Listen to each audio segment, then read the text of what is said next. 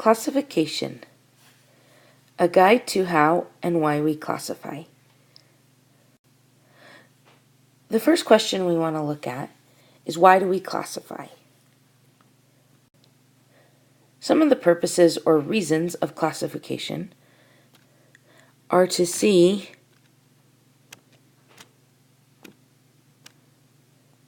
how organisms are related and connected. We have millions, billions of species here on this planet, and scientists through classification can see how organisms are related. Are they in the same kingdom, or are they in the same genus? Do they have a common ancestor? And classification really helps us see those relationships and similarities. We can also see how organisms are different. We can see at what point they began to split, kind of like an alligator and a crocodile. A lot of people think that they're the same, and there are a lot of similarities, but at the same time, because of classification, we can figure out why they're different. Maybe because of their tail or their jaw, their habitat, some of those other things. To organize all of the species on the planet.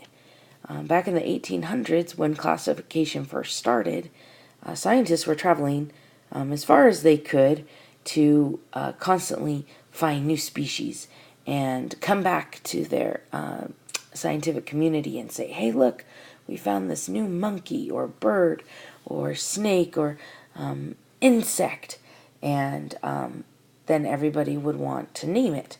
And whoever found it obviously got the job of naming, but they wanted to kind of follow an order. They wanted it to be organized. Every scientist and person knows this system to classify because classification was started. Then a scientist in a different scientific community, in a different university, in a different country could know how to place a new organism and the system because it was the same. So when they would find new species, and even now today, we're constantly finding new species of bacteria and fish and definitely insects, plants, that scientists know where to place those new species. There are three main categories that we can classify all matter on Earth. All matter can be classified into three categories: living, non-living, and once dead. Once living or dead. Now let's take a look at the characteristics of each of these categories: living, non-living, and once living, dead. So if you're a living organism, you can move. Even plants, they're growing roots. That's a type of movement. Bacteria with flagella or cilia can move. Every living organism needs food for energy. That's called metabolism. Basically bringing food into the system for them to then process for energy. Living organisms breathe. Most living organisms breathe oxygen. Plants breathe carbon dioxide. They take in carbon dioxide through their leaves, and then they expel oxygen for other living organisms, like animals, to take in. There are some bacteria that don't necessarily breathe, but they still qualify because of the other requirements here. Living organisms have cells, which we've learned about. They may only have one cell and be a unicellular organism, or they may have multiple cells, like a multicellular organism. The more complicated species obviously have cells, tissues, organ systems, and make up their organism. All living things, including DNA, have DNA, even bacteria. From the simplest to the most complex living organism, everything has DNA. Every living thing needs water, again with an exception of a few bacteria, but anything that's a complicated species needs water in some form. A lot of them get it through the food that they eat. Growing and developing responds to the environment. If you shine a light at an organism, they might respond in a certain way. Even plants, they grow towards the light. They respond to their environment when the weather changes and the deciduous trees lose their leaves. You might get scared and run away or start trying to fight. There's a response to the environment that they're around. And living organisms reproduce, which we just learned about, where some copy themselves, like in asexual reproduction, and the others require a mate to have lots of genetic diversity and variation and create new species through mutations and other things like that over millions of years. Now, non-living, they don't really have a lot of these living characteristics. Non-living has atoms and molecules, like we've learned about at the beginning of the year, where items that we see in front of us, plastics, metals, the air we breathe, that there's a consistency of having atoms and molecules to make up their structure. Non-living can be man-made, and they can also be found in nature, like a rock or a mineral. Those things are, created here in through the rock cycle and other formations. And then we have lots of man-made non-living items by using things found in nature and then manipulated and synthesized. Non-living items are solids, liquids, and gases. They also can be plasma as well. Once dead or living once dead or living, I keep saying that. Once living or dead. They have a lot of these living characteristics, but now they're no longer functioning. These are extinct organisms like the woolly mammoth. They are now in a state of fossilization. And we find a lot of things that are dead cells, like wood, or, that was a typo, cork, or snakeskin.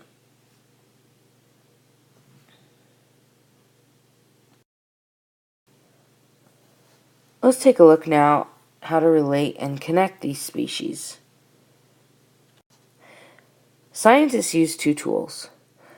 These two diagrams to show how species are related throughout time. One is the dichotomous tree or branching, as you can see in this picture below. Okay, it looks kind of like a tree or a branch, where they first take a reason to separate organisms or species into two groups.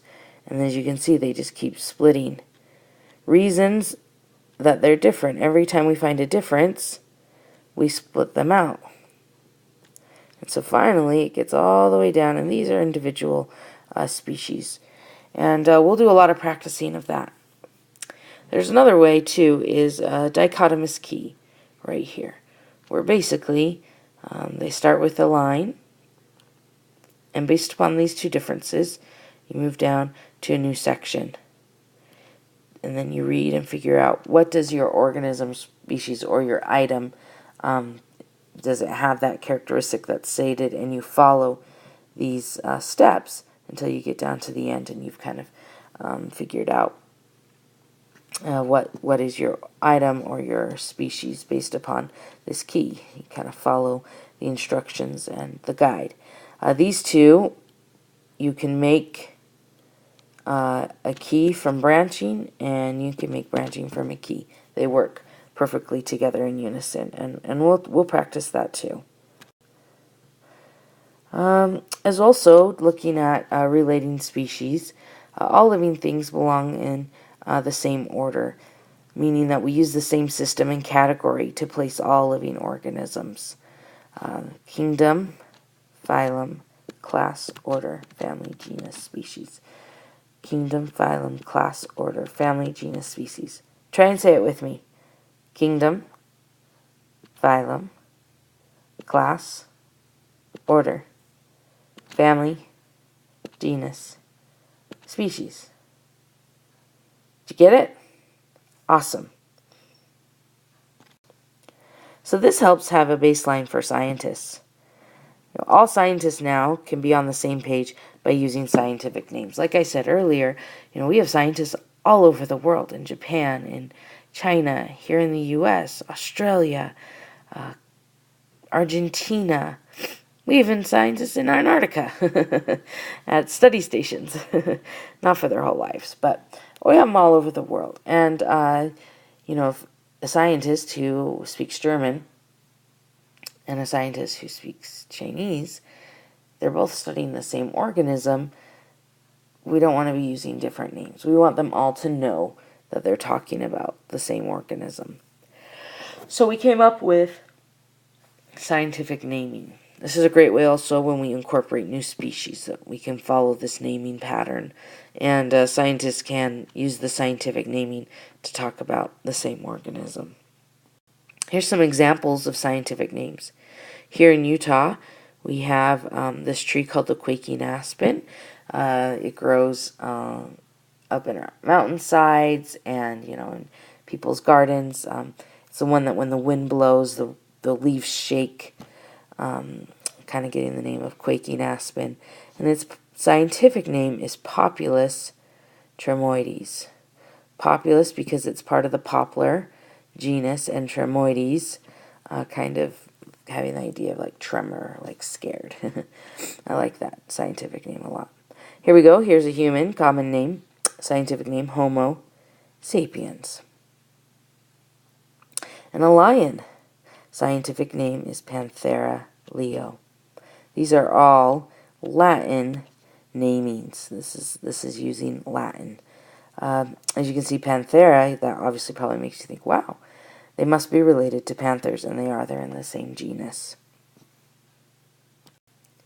So let's take a look at these kingdoms that organisms can fall into. So we've got the kingdom Animalia, or animal. We have the kingdom Plantae, or the plant kingdom.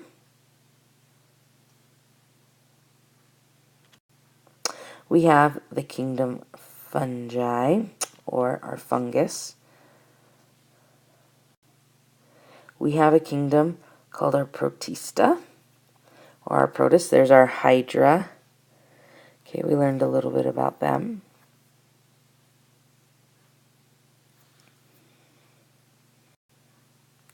And then we have a kingdom Monera, which is our bacteria. And the bacteria are split into two other groupings of bacteria, because there's lots of bacteria.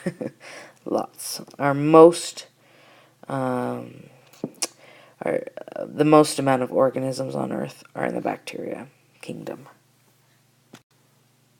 So now we're going to take a look at how to make a classification dichotomous tree and key, and how they're kind of related. For this section, I'm just going to ask some questions for your video guide.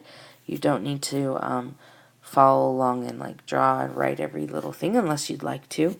We're going to be using these over and over and over again now until about the end of the school year, so you can get really good at them.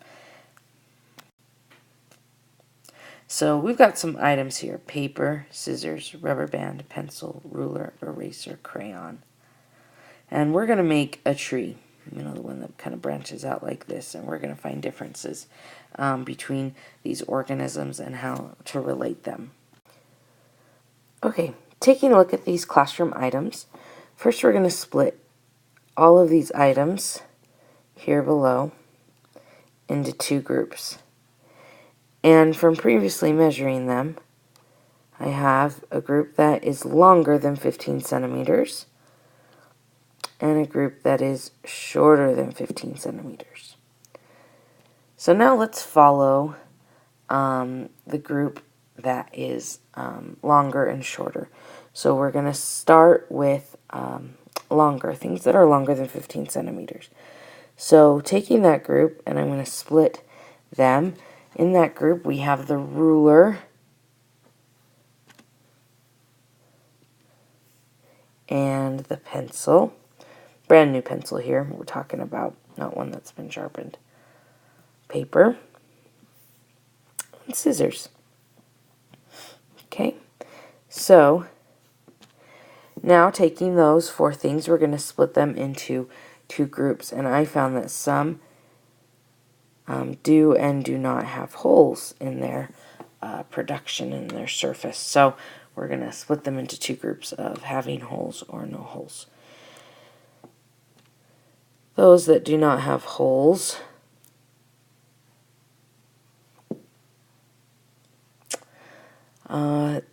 we found that if it's flat or has a flat surface or it has a curved surface.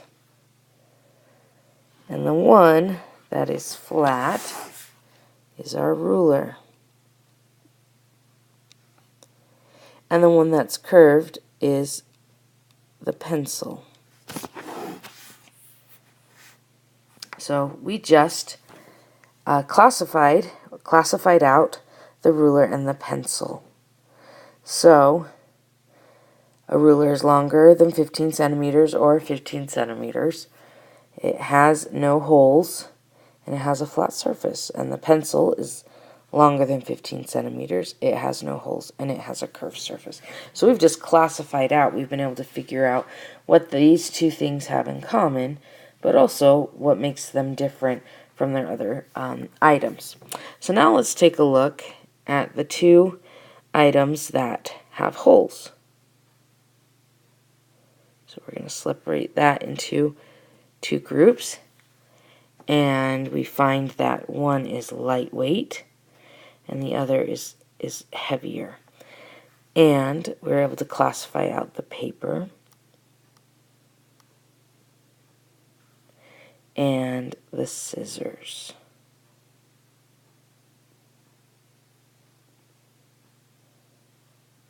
So again, we can take a look and see, what does the paper have in common with a pencil? Well, they're both longer than 15 centimeters. But then we can start to see that they have differences.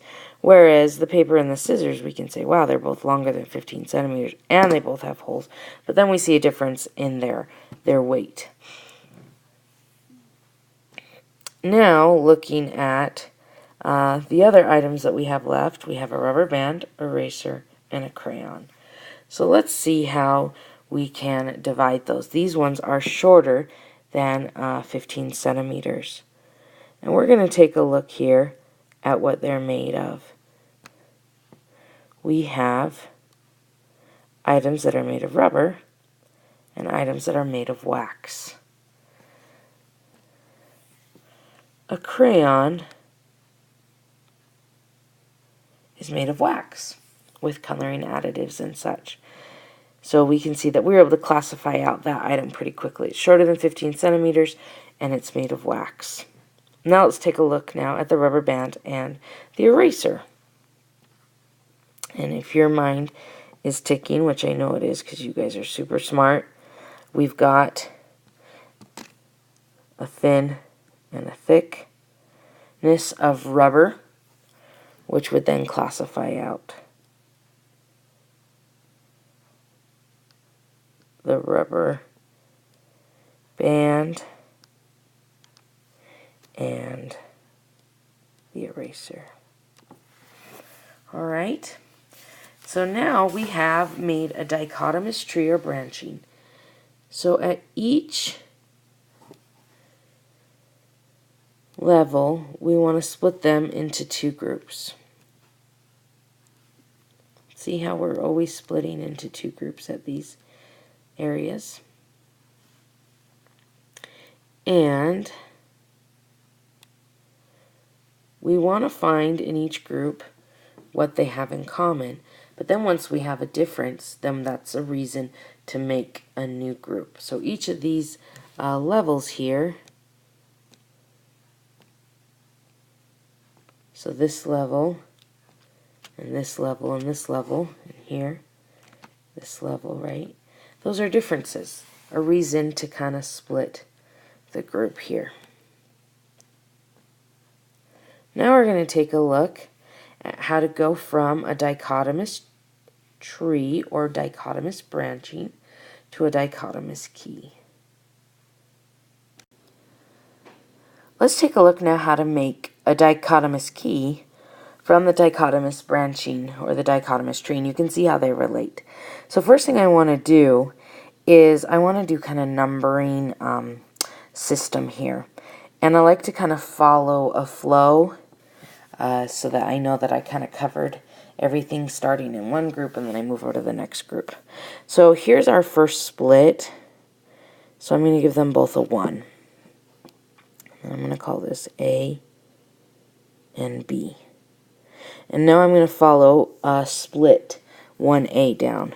So here's our second split. I'm going to call this 2A and 2B. Now I'm going to follow this split here. Third split, 3A and 3B. Now I'm going to come back over to 2B. I'm going to say this is a fourth split, 4A and 4B. Then I'm going to come over here to 1B, and I'm going to say this is split 5A, oops, and 5B. That looks like 59. Let's try that again. 5A. And then down here, 6A and 6B. All right. Now, I've done my numbering, and you could have gone 1B, and you could have made this a 2, okay, and then this a 3. It's all right. The point is you just kind of want to follow a flow down and make sure that everything gets a number. And each split, you know, has the same number, but then 2 differentiating features there. So let's start here at 1A and 1B.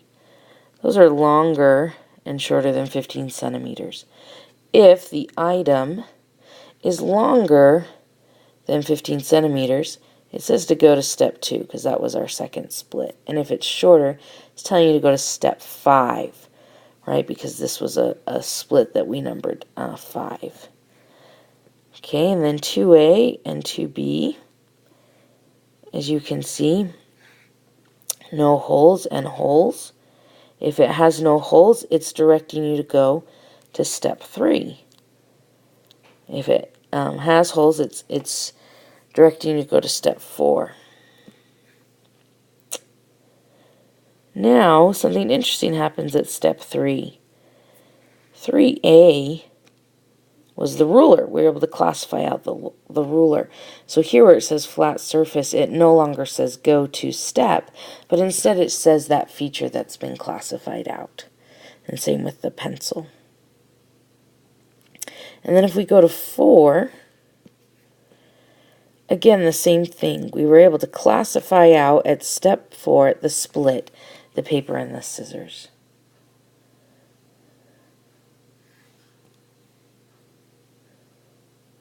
"5A and 5B take us over to this split under shorter than 15 centimeters. Remember how it said to go to step 5, and here it's showing that split at 5. And we're able to classify out the crayon. So as you can see in this one, we have a go to step, but then we also have where the crayon was classified out. And then the last one, 6A and 6B, showing that they're thin and thick of the rubber, and classifying out the rubber band and the eraser.